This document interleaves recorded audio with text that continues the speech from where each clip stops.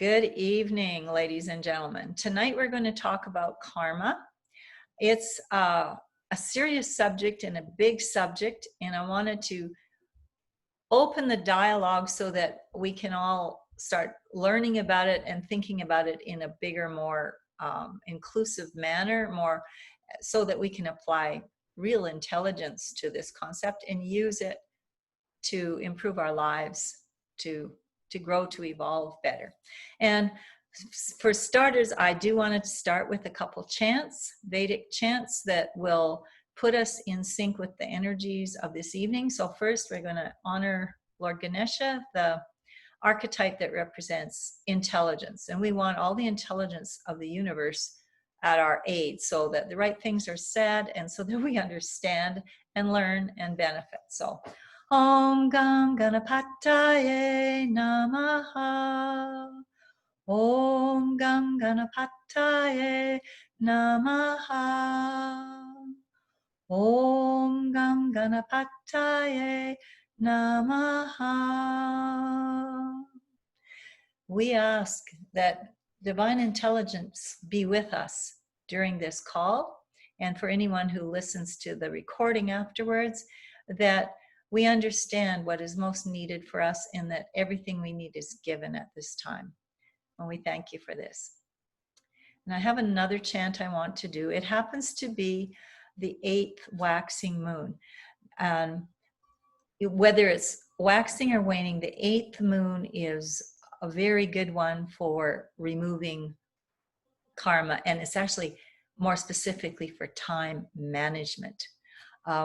There's an energy being for every moon phase and for every planet and all kinds of things. They say back in the day there were 32 million deities in India, and actually at that time there were 32 million people, so everyone would create their image of the deity that they wanted to worship. But there are some kind of all-purpose ones, and Kalabhairava, if you're at all familiar with yoga and things like that, is a form of Lord Shiva. And I'm just going to do a screen share and show you his picture. He's not like some of the nice goddesses that I've been talking about. Here he is. He's naked. He's got a big ring of fire. He's got all these hands sticking out. And he is the Lord of Time. It is said that he, under other names, maybe Kronos or whatever, in all the universes, he goes and he sets time, organizes time. And it works differently in different places, and I do not understand what that means. But I know a little bit about how time works on Earth. And his thing is that we're wasting our time here. We spend so much time maybe watching TV or not getting around to things, and he's generally pissed off at the human race. Pardon my language. That was my teacher who used those exact words. So a couple things we can do to energetically align ourselves with better time management is to recognize Kalabhairava. And he actually is associated often with the day Saturday. Happens to be Saturday tonight.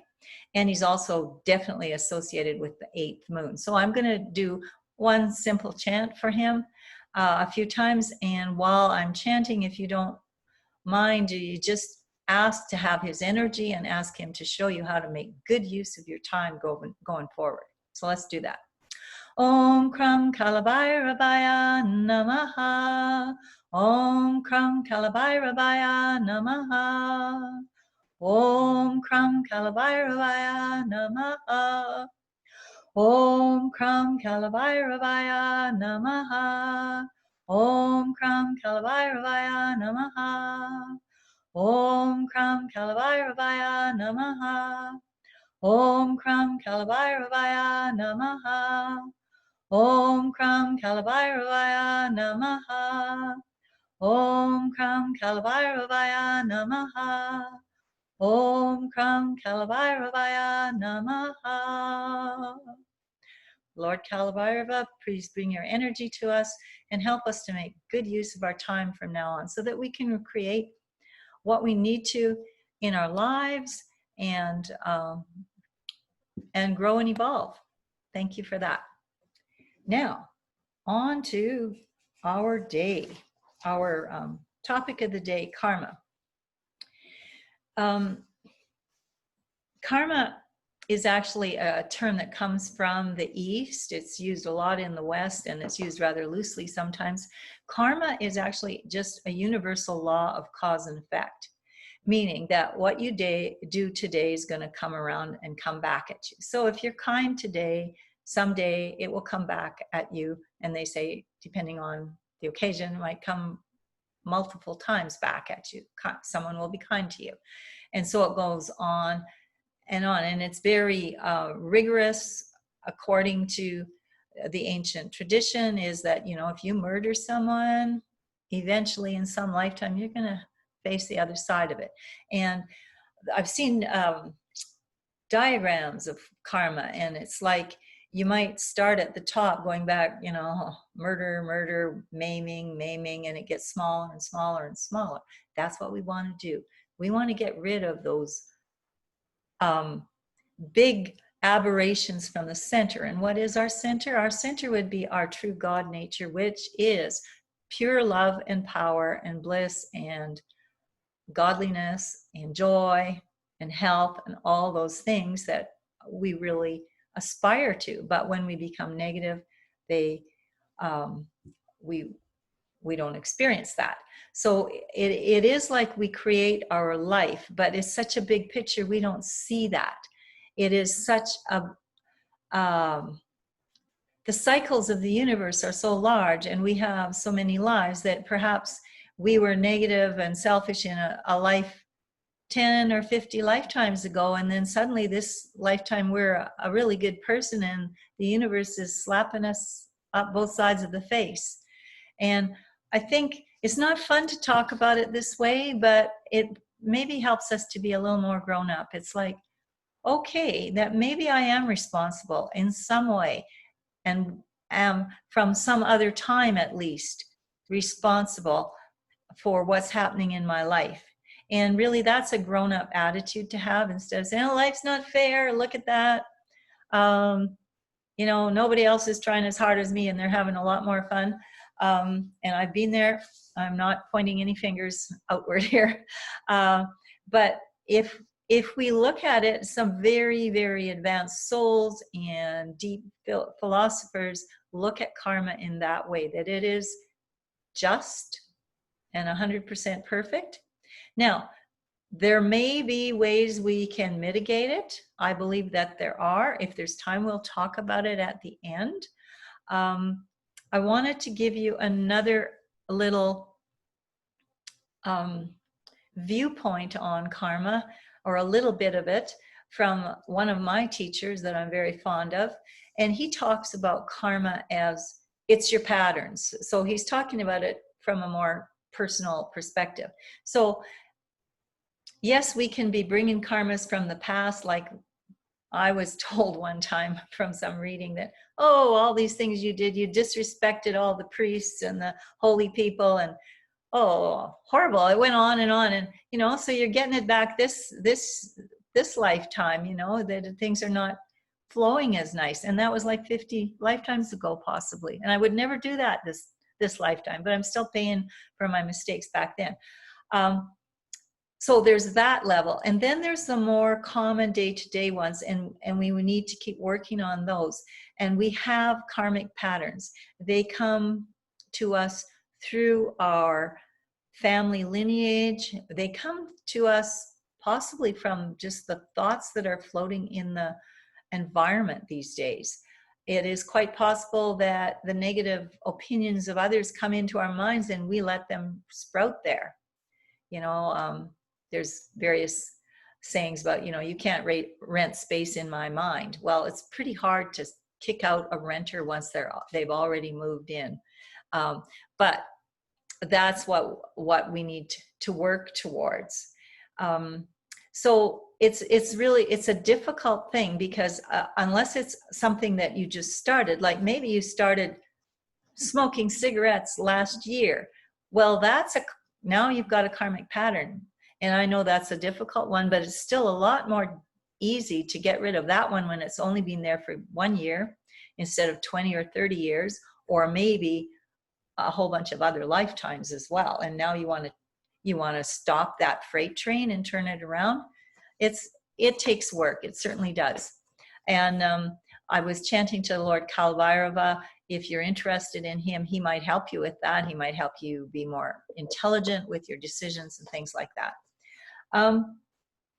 So that's a bit about karma. I have here, it's from a different tradition. I have a handout from a Buddhist website, and it's got the 12 laws of karma everyone should know. And I thought, well, what if we shared this? And more viewpoints and talking about it might help us to understand it more deeply.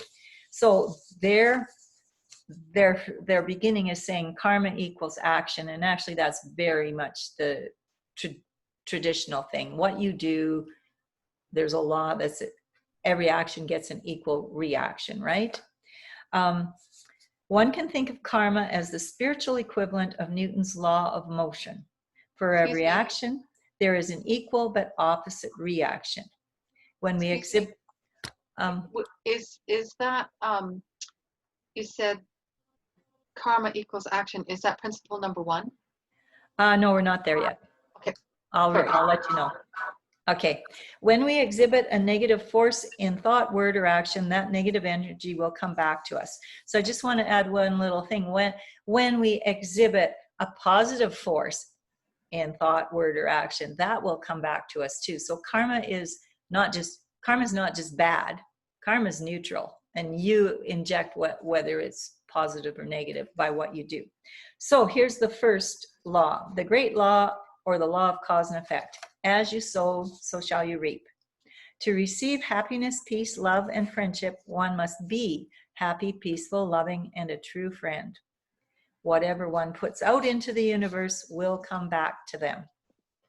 And we can all agree with that. The problem is that sometimes we get intercepted by other people's agendas or our other patterns. So the more positive chanting and affirmations we do, or any other tools you find and use that help you get happy, that is actually really important, I think, because I believe, well, everybody believes basically God is happy. God is not discontented and miserable. So we're moving in the direction of Godhead. So let's do what we can to get happy. Number 2, the law of creation. Life requires our participation to happen. It does not happen by itself.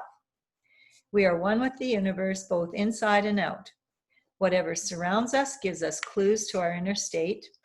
Surround yourself with what you want to have in your life and be yourself. So I guess that's a restatement of, surround yourself with happiness, be happiness, and then that's what happens in your life. And so we're all learning how to make that happen in various areas of our lives. Number 3, the law of humility. One must accept something in order to change it. If all one sees is an enemy or a negative character trait, then they are not and cannot be focused on a higher level of existence. So to see yourself where you're at, and it's okay. We're all on the journey, right? To be humble and recognize where we're at. Number 4, the law of growth. Wherever you go, there you are. It is we who must change, and not the people, places, or things around us if we want to grow spiritually. All we are given is ourselves. That is the only thing we have control over. When we change who and what we are within our hearts, our lives follow suit and change too. And I wanted just to add a little bit to that. I've been taking a course, and it's all about dedicated spiritual growth. And I borrowed a book that was available there, and it's called The Initiate, because it was recommended. And I found it so useful. There's actually at least 3 in the series, and I've so far only read the first one. But it's the story of a man who kind of wrote a biography of his friend, and this friend was like a high initiate, a very spiritual developed man, not the kind of person you and I are likely to meet at a course, somebody higher than that. And this fellow it seemed that his main teaching was to just always be happy and accept people. So he did kind of make it his, he lived in London in the early 1900s, this fellow. And he kind of made it his project to teach people a better way to live and to be. And his friend kind of documented it. But this guy never got upset with selfish people. That's where they are. And he didn't judge. You know, there's so many social conventions, and there were a couple instances in the book where someone had an fell in love and had an affair, and he talked about, well, why didn't the spouse wish their spouse to be happy? Holy cow, that doesn't fit with our laws of society. You know, you get to judge these other people and they're bad and you've been wronged. And he said, no, you know, maybe it'll pass, maybe it won't. But if you really love that person, you want them to be happy. And I'm not saying we're all there, but I learned a lot from that book about how we need to be so centered in love and so wanting others to be happy. And that's a way to be. So I would say that's part of the law of growth. We would grow more like that. We would not grow into the great, I'm just picking this out of the air, you know, the great judge of everybody else's character and say who's at this level and who's at that level. And there's lots of people that do that, and maybe that's not our business. I'm just thinking, I guess my business is to be okay with myself and with other people. And anyway, my 2 cents on that one. Number 5, the law of responsibility. If there's something wrong in one's life, there is something wrong in them. So then there's 2 parts to it. You can be just, you can be running through, working through karma. And I've had, in my opinion, I'm still responsible, but like I had a rental house. I had 3 rental houses in Saskatchewan. A big, from the outside, a big error in my life, because they ended up being always 2 of the 3 houses were just about usually rented out by people who weren't good renters, and that's putting it mildly, folks. But then I look at it, well, what was that about? Maybe I've been, you know, the drug addict and the irresponsible person in some other lifetime, or perhaps I never had compassion for people like that. It actually came to that with a couple of them towards the end. It's like, oh, you cost me so many thousands of dollars what you did, but you know, I just feel sorry for you. And but anyway, to find a way to feel responsible and not always say that it's somebody else.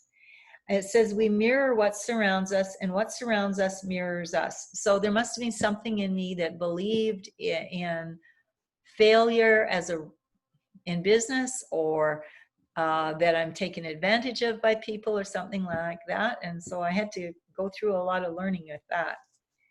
We have to take responsibility. And some of us have been students of Ho'oponopono, the Hawaiian healing technique, system. It's very powerful. If anyone listening to the recording wants to know more about it, please contact me. I will put it in the notes that come with the video. It's a good way, you kind of forgive yourself and you forgive the universe, and it really does help your problems seem manageable and they kind of fade away. Okay. Number 6 is the law of connection. The smallest or seemingly least important of things must be done because everything in the universe is connected. Each step needs to the next step. Pardon me, each step leads to the next step, and so forth and so on. Someone must do the initial work to get a job done. Neither the first step nor the last step are of greater significance. They are both needed to accomplish the task. Past, present, and future are all connected. And so I guess if my forte is maybe teaching, and it's not, I don't know. It's really not the tech stuff, but I realize I got to do the tech stuff. It matters just as much, because if I don't do the tech stuff, the workshop doesn't happen. So that's a little example of that. And the other thing I was thinking is that we need to have respect for the people and places and things that are doing the other parts. And all parts are equally important. I think of a city. This is my personal opinion. I look at a city and I think, you know, the garbage collectors are just as important as the mayor. Either if there's somebody doing a job, it's important. Otherwise, it wouldn't exist. We wouldn't have garbage collectors if they weren't really necessary, or whatever it is. So to have respect for whatever job people are doing, I think that's important. Okay, number 7, the law of focus. One cannot think of two things at the same time. If our focus is on spiritual values, it is not possible for us to have lower thoughts like greed or anger. And so I guess that's probably obvious to the people listening here. So when we get anger or greed, then it's like it's a check-in. Oh, what do I need to adjust? I don't have anything particular to add to that. Is there anybody that wants to add to that before we carry on? Greetings, new person. Okay, let's go on. Number 8, the law of giving and hospitality. If one believes something to be true, then sometime in their life they will be called upon to demonstrate that truth. Here's where one can put what they claim to have learned into practice. Now, this one I'm not too sure of. It comes from this Buddhist website, like I said. So at some point, I guess, if we believe that, I don't know, if you believe that compassion is important, at some point, you're going to have an opportunity to really practice it. It's like practicing what you preach. Number 9, the law of here and now. One cannot be in the here and now if they are looking backward to examine what was, or forward to worry about the future. Old thoughts, old patterns of behavior, and old dreams prevent us from having new ones. And that's really true. And I think that it's becoming much more common now for people to realize we need to be more in the present moment. And there's lots of mindfulness techniques and things like that. Or just if you notice you're worrying, okay, cancel that. There's some psychological techniques we can use as well to bring us to the present moment. Because what are we doing if we're worrying about the future? We're thinking about something that's negative. So that is actually a thought form, and it's at some level is propelling something negative to us. If we're thinking about the future, when we're imagining how great it's going to be when all our friends together and we're having a good time, then you're bringing that towards yourself. So if you're not in the present moment, another couple quick things to help you stay in the present moment is to get active, like exercise and sports are really good for it. Conversation with other people keeps you in the present if you're paying attention. But you have to figure out your way to avoid rerunning all the terrible things that happened in your past, because that's just energizing that type of energy, or worrying about the future. Here and now. Number 10, the law of change. It says, history repeats itself until we learn the lessons that we need to change our path. And that's definitely true. The thing being that I think learning the lessons has to do first with, if it's a psychological thing, then it's part of it is what we've already talked about, staying in the present moment and having positive thoughts. And then the other thing is, I guess, really how we treat people. There are, some people that are very honest with others and others less so. And eventually, if you're not honest, it'll come back at you in many ways. And I guess with enough experience, we begin to see that it is better for everyone if we are noble and honest. And it perhaps comes with experience of living. And sometimes we can get to the point where we are actually able to observe right, good and bad, and we don't have to actually be the pawns in this karma where we steal and then someone steals from us and all that. We can observe that, hey, if everybody just did what they're supposed to do, we'd all be better off. And that is actually the mark of a person who's fairly developed. You begin to care about the greater good and not just your own good. So that's part of growing through karma. Number 11, the law of patience and reward. All rewards require initial toil. Rewards of lasting value require patient and persistent toil. True joy comes from doing what one is supposed to be doing and knowing that the reward will come in its own time. That takes a mature soul, hey? To know, oh, even though I don't see any benefit in this, this is the right thing to do and I'm going to continue. I think this is a noble thing. So it seems to me that some of these laws towards the end are more applicable as we become more mature spiritually. Then the last one, number 12, the law of significance and inspiration. One gets back from something whatever they put into it. The true value of something is a direct result of the energy and intent that is put into it. Every personal contribution is also a contribution to the whole. Lesser contributions have no impact on the whole, nor do they work to diminish it. Pardon me. Lesser contributions have no impact on the whole, nor do they work to diminish it. Loving contributions bring life and inspire the whole. So if we are able to contribute in a loving, uplifting way, we actually not only uplift ourselves, but we help the whole. There's just a couple other statements here from these people, which I'll share with you. Karma is a lifestyle that promotes positive thinking and actions. So I guess they're talking about if you have a lifestyle that takes karma into effect, you will become positive in your thinking and action. Karma is not meant to be a punishment. It is present for the sake of education. And that's really true. I believe that. How else is someone to learn how to be a good person if they are never taught that harmful action is wrong? A person only suffers if they have created the conditions for suffering.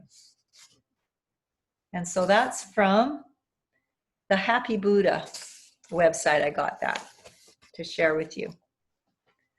I have some more stuff on karma. Is there anybody that really has something to add or share before we go on?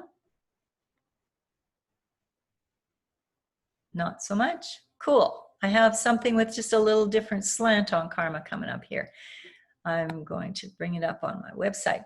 So this is an article I got on family karma, and it's a lot very similar to what I personally believe. So I'm going to share some of the stuff from this article here.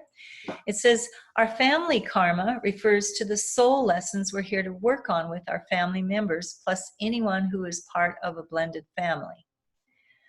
And she says, karma isn't a curse or something we can't change. It's an act of expanding awareness that we can shift and heal with our intention. And as I mentioned earlier about the Ho'oponopono, the I'm sorry, please forgive me, I love you, thank you. There's a little more to it, which you can find out about from me. That's one method, but we actually, up till now, we've been talking about karma as if it's just you and the universe and how you act affects the universe. Well, it's a little more involved with that, and that's why I wanted to bring in the family karma thing. There are attitudes and karmic patterns, like my teacher that I mentioned earlier, who says karma is your patterns, because you will act in a certain way or have things happen to you in a certain way according to your patterns. And where do your patterns come from? Well, the easy ones come from things you did in this life, but many of them come from your ancestors. your parents, their parents, your cousins, all of them going back. And it can go back a lot of lifetimes according to some systems. This one doesn't go into that detail so much, but I think there's some good things here about how we can work with the family karma. So here something, what else it says? It is something that we can change, an act of expanding awareness, and we can shift and heal it with our intention. So in this way, working with the karma we have with our family members is a life journey that holds astounding lessons. In fact, our family is often where we find our greatest teachers, and that's really true, I know, in my own life. We have big karma with our family because our family is what we're born into for this lifetime. They're the souls we first meet, the ones we'll be raised with, and who we'll know for our whole lives. Our family also provides the culture or lineage we're born into. It's where and who we come from. And so we can actually carry racial karma, or like time and place karma. If your relatives came from Europe after the Second World War and experienced all that hatred, and especially if you're Jewish, that's in your bones, this feeling of being oppressed and suppressed and abused and all these things. And then if you're German, then you have perhaps guilt from your family, that there's somebody in your background that got talked into doing things that a normal person would never do. And so how do you remove that guilt from your energy system so that you can prosper in more varied and deep ways? What else do we have here? Some ideas. The family is a perfect soul petri dish for us to learn our soul lessons. And that's why we find sometimes family relationships so difficult, because there's a lot of things to work on. Now, why we want to rid ourselves of those attachments to the family patterns and things like that, it frees us. It frees us to be who we are and to create as we want to. At some point, every conscious person has to come to grips with their family of origin at whatever level of drama or dysfunction, and figure out how they can heal themselves. And so that can be pretty intensive inner work. And to tell you the truth, I'm not an expert on a lot of karma removal techniques. I have one I'm going to share with you to do with ancestors at the end, but I know there's lots of practitioners in the West, and I know that you can do, I think there's things called soul retrievals, and there's shamanic practices. So we didn't have time to research that and get into that tonight, but there are some techniques to help yourself. It is, it's also possible if you can keep your mind focused on the light and love and being, in the present moment, over time, it will move aside. Usually our biggest lessons in this life are the issues we have around our family. So, if it's poverty that runs in your family, or I think in my family, there's a lot of anger. It's pretty common, at least from one side of my family. It's important to remember that every family, just about every family, has at least some types of dysfunction. That's why we come here. And that's why we're not enlightened. We're here to work on ourselves. So it's not to feel sorry for ourselves that our family is dysfunctional. We often can't see it in other people, but we're all in this together, and we're all working through our stuff.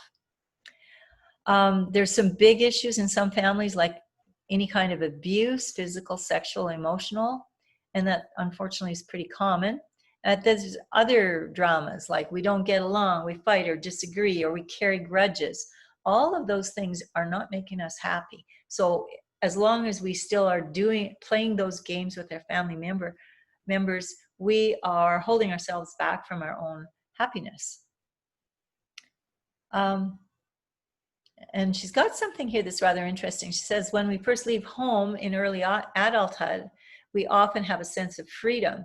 and we can leave all those problems and never come back, but then they do come back. And I remember that for myself. I moved away and everything was calm and I never got mad. And about 20 years later, holy cow, all this stuff started coming up, and I would get angry at my parents for no reason when I was meditating. It's like, okay, this is, the pattern is inside you, and now it's time to start working through it.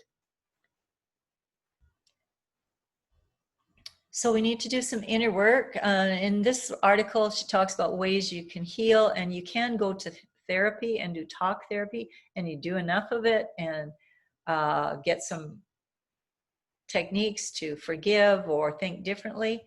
And there's workshops. I think there's other things that are a lot more effective, like the energy psychology things. I personally am trained in EFT and a bunch of other techniques, but EFT, which stands for Emotional Freedom Technique, is a way that you calm down your nervous system while you're facing a problem. So and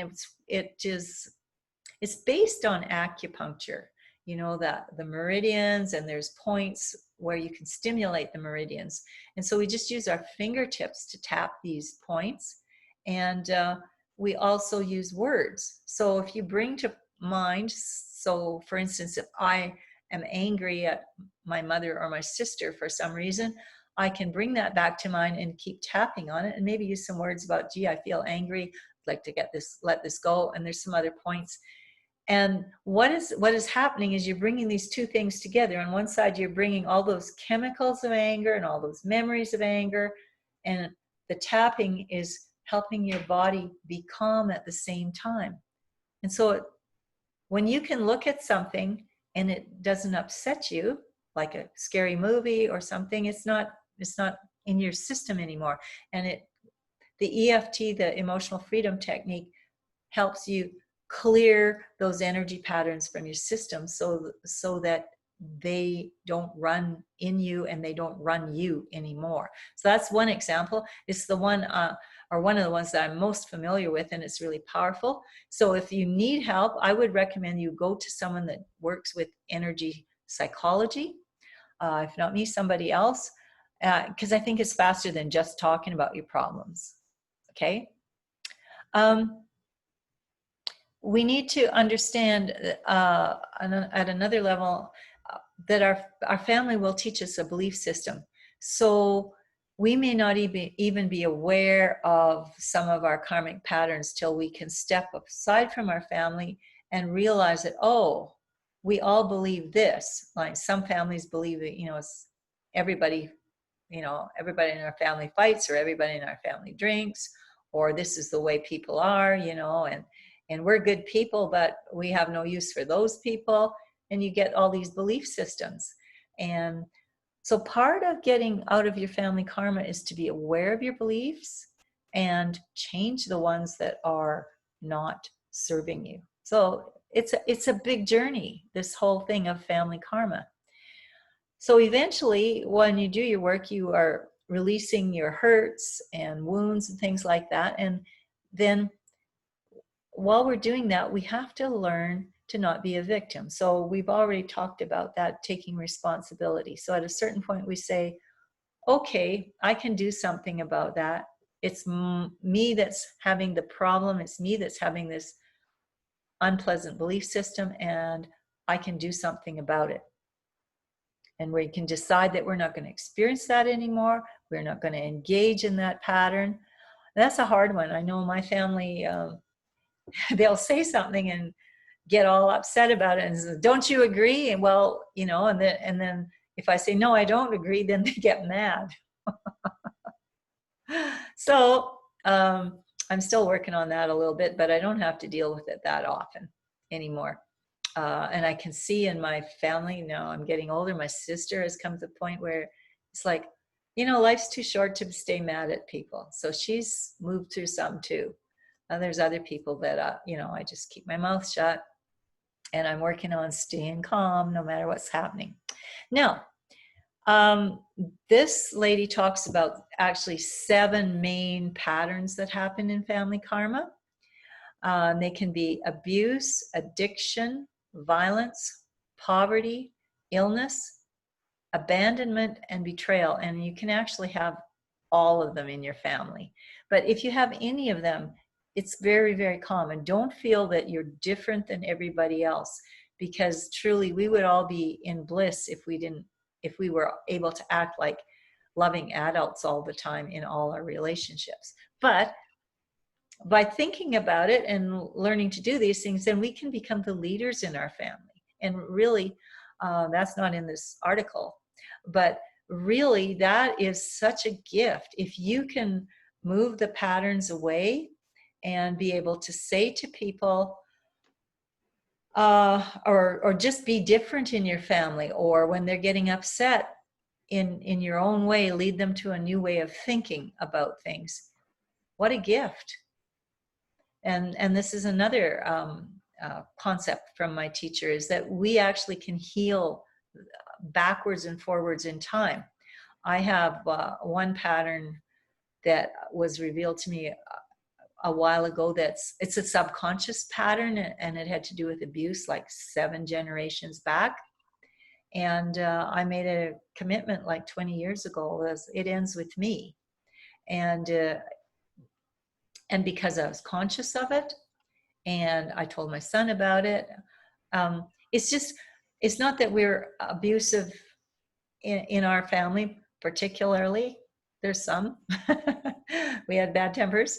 But it's like carrying, it goes back 7 generations, and somebody did something really violent, and so everyone else is carrying guilt. We don't know what for. We don't need to carry that anymore now, because I've been able to look at it and see it differently. That's my belief anyway. So I don't know if that makes sense to you, but we can actually heal patterns that go backwards in time through the generations. And that's mentioned in the Bible too, about, the sins of the father visited on the son down to 7 generations and things like that.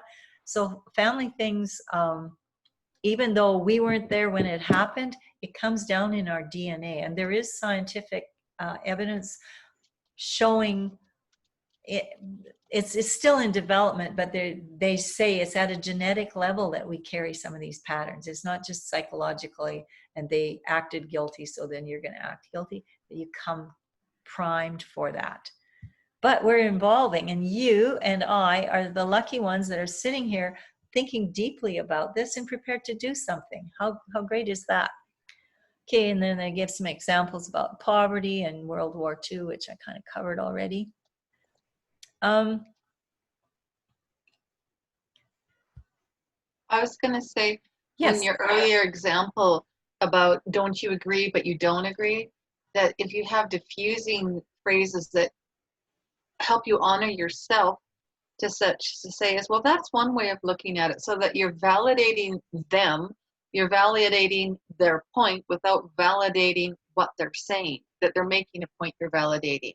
And what if they said, oh, people are just out to get you, and you don't agree with that, and then they say, don't you agree?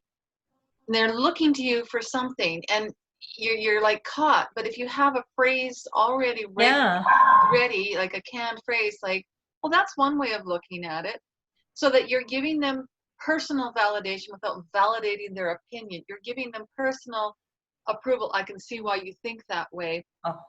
And if you say it the right way, in the right loving tone, they have a different idea of what you just said, but it takes attention away from the discussion. But we don't get raised with those phrases, and our family doesn't use them, and they didn't learn them in school, and our friends didn't learn them.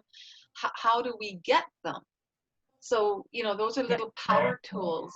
That's beautiful. I was searching in my mind for something like that, but it didn't come. So everyone write that down. Well, that's one way of looking at it, and you could smile and nod your head. And don't make too deep of eye contact, but you might want to give them a brief smile and nod, affirming body language, not hands on hip. Well, that's one way of looking at it. Like, don't do that. Totally. We just change the subject to something that they want. Give them some praise. Oh, look, I see that you are making dinner here, and this looks really good. And you just deflect and diffuse and deflect. That is beautiful, and that is really helpful, I think, to all of us. I'm glad you spoke up. I appreciate that.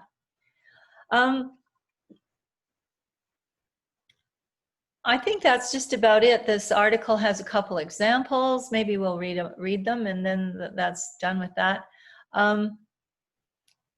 She says that one thing that happens when people do their work, perhaps they're estranged from a family member due to some old fight, and then they do their own inner work, and then, the universe works behind the scenes. They'll get an email from that other person because that other person is, in a deep level, no longer feeling the anger between or whatever, and so reconciliations can happen and things like that.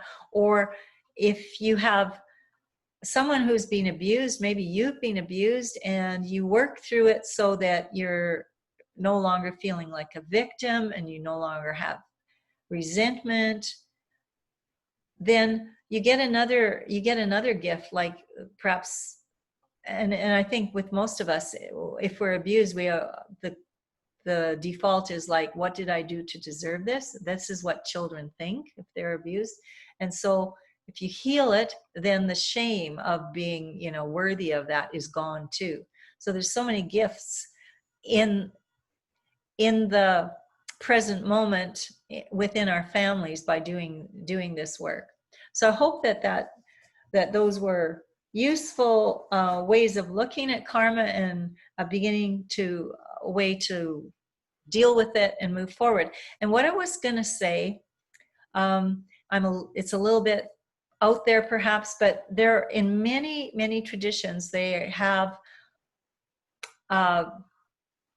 developed techniques and procedures for helping their ancestors. There's another part of it too. There's the karma thing that's running in your bones, and this is not exactly the same, but you can have ancestors that have not passed into the light. They might be on the other side, but they're still, maybe they're confused or not wanting to go to the light.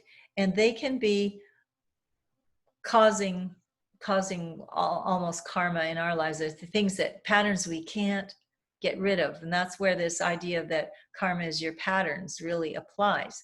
So supposing, I have a tendency to overeat, which sometimes I do. Well, where did that come from?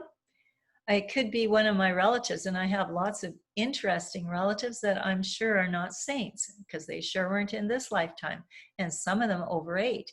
So here I am, and I'm a friendly, loving soul, and so they come to me perhaps to feed their addiction to food. And so therefore I have to fight not only my body or my own stress or whatever, but I'm also fighting somebody else's wish to eat more. So if you can accept that, then there are some things that we can do. That's just one example. I've heard stories, just one was very recent, about somebody who didn't like drinking gin and tonic, but his grandpa, that was his favorite drink. And then grandpa died, and it wasn't too long after it, this fellow was always drinking gin and tonic. And then till someone pointed out to him, oh, that's your grandpa's thing. So grandpa was probably on the other side, and he still wanted his gin and tonic. So he was expressing and experiencing it through his grandson. And we can have that happen in our lives.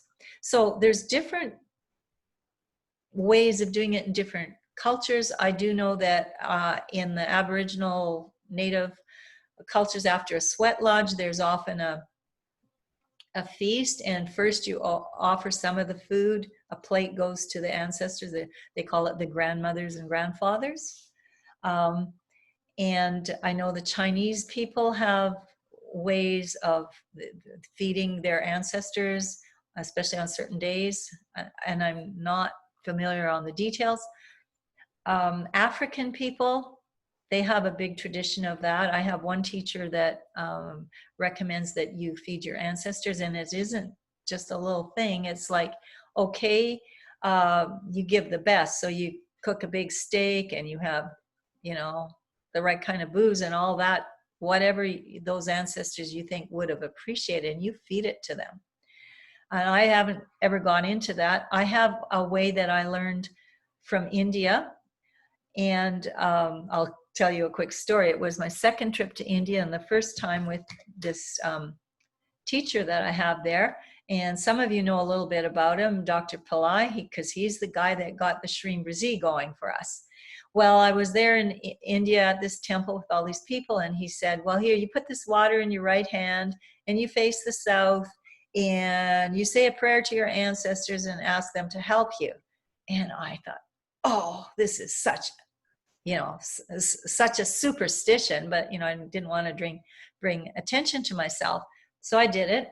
And then, you know, I came home and he kept talking about it. And I don't know how long. It was like a long time, like a year later before I finally thought, fine, I'll give it a try.